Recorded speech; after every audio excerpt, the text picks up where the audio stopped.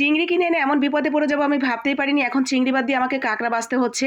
কিনে এনেছিলাম চিংড়ি বড়া খাওয়ার জন্য। সেই চিংড়ির সাথে 1 কেজি চিংড়ির সাথে প্রায় হাফ কেজির মতো কাঁকড়া বেরিয়েছে। এখন এই কাঁকড়াগুলো দেখে আমার বাচ্চারা তো বায়না ধরে বসেছে কাঁকড়াগুলো ফেলে না দিয়ে তাদেরকে ভাজি করে দেওয়ার জন্য।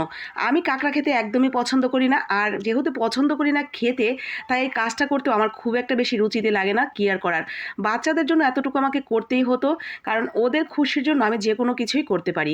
এটা শুধুমাত্র যে আমি তাই নয়, আমার মনে হয় প্রত্যেকটা মারাই এরকম। বাচ্চাদের খুশির জন্য মায়েরা যে কোনো কাজই হাসি মুখে করে দেয়। এই যেমন আজকে আমার একদমই খেতে ভালো লাগে না, এগুলো কাজ করতেও ভালো লাগে না, তবুও বাচ্চাদের জন্য খুব সুন্দর করে কাঁকড়া বেছে সুন্দর করে ভাজি করে দিয়েছি। আর ওরা কতটা এনজয় করে খাচ্ছে দেখতেই পেলেন। আমি কিন্তু একেবারে পয়সা উসুল করে ফেলেছি। চিংড়ি কিনে এনে এমন বিপদে পড়ে যাবো আমি ভাবতেই পারিনি। এখন চিংড়ি বাদ দিয়ে আমাকে কাঁকড়া বাছতে হচ্ছে।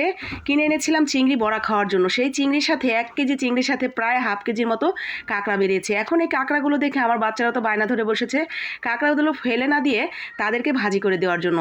আমি কাঁকড়া খেতে একদমই পছন্দ করি না, আর যেহেতু পছন্দ করি না খেতে, তাই এই কাজটা করতেও আমার খুব একটা বেশি রুচিতে লাগে না। কি আর করার, বাচ্চাদের জন্য এতটুকু আমাকে করতেই হতো, কারণ ওদের খুশির জন্য আমি যে কোনো কিছুই করতে পারি।